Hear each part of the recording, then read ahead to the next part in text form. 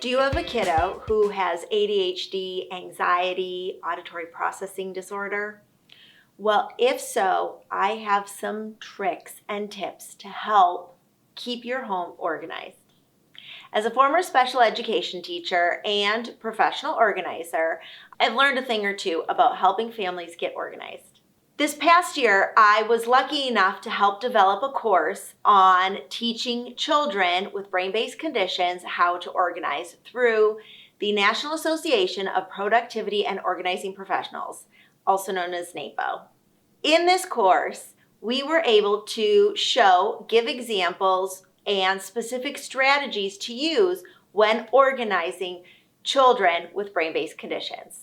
For the purpose of this course, we constituted brain-based conditions as anxiety, ADHD, depression, autism spectrum disorder, brain cancer, and any other condition that may make decision-making difficult. So, what are some ways that you can help your kiddos get organized? Well, let's start with visual supports. Visual support is any type of tool that uses visuals or drawings to demonstrate information.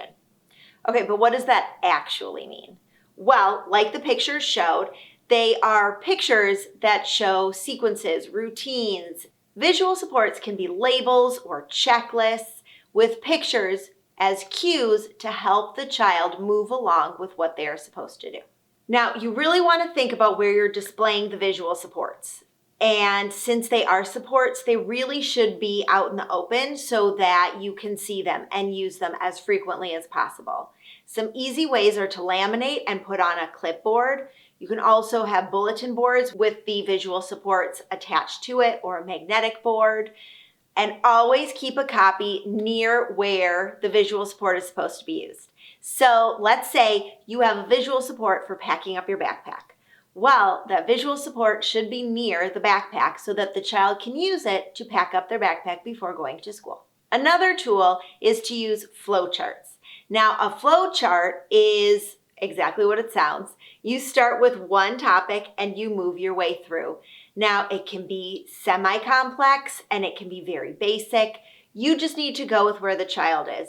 So for example, we have a child that is making their bed, and so we have a flow chart to demonstrate how to make your bed. First, do this, then do this, then do this, then do this. But we could have a more complex flow chart where it is options for what to do after school. This could have 3 or 4 different options, and then from there you can go down the flow chart to see what you should be doing for the day. Another support you can use is called social stories. Now, social stories are to teach social skills. That is the basis of what a social story is. So if the story can pertain and help the child understand the sequence of events or things to keep organized, then a social story is a good thing to use. But if you're just kind of throwing a social story at it, it's probably not going to be as effective. Okay, so let me give you an example. I was working with a family and we were setting up the child's bedroom. Now the child needed visual supports and flow charts in order to make sure that their bedroom stayed organized. And we also wrote a social story for that child to remind them of how to do the steps. The reason being is reinforcing over and over is really going to help the child understand, comprehend, and do all of the things that are required in order to maintain order within their home.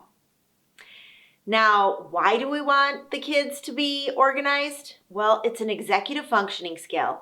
This is a life skill that your child will need in order to function as an adult. So start now and teach them how to organize.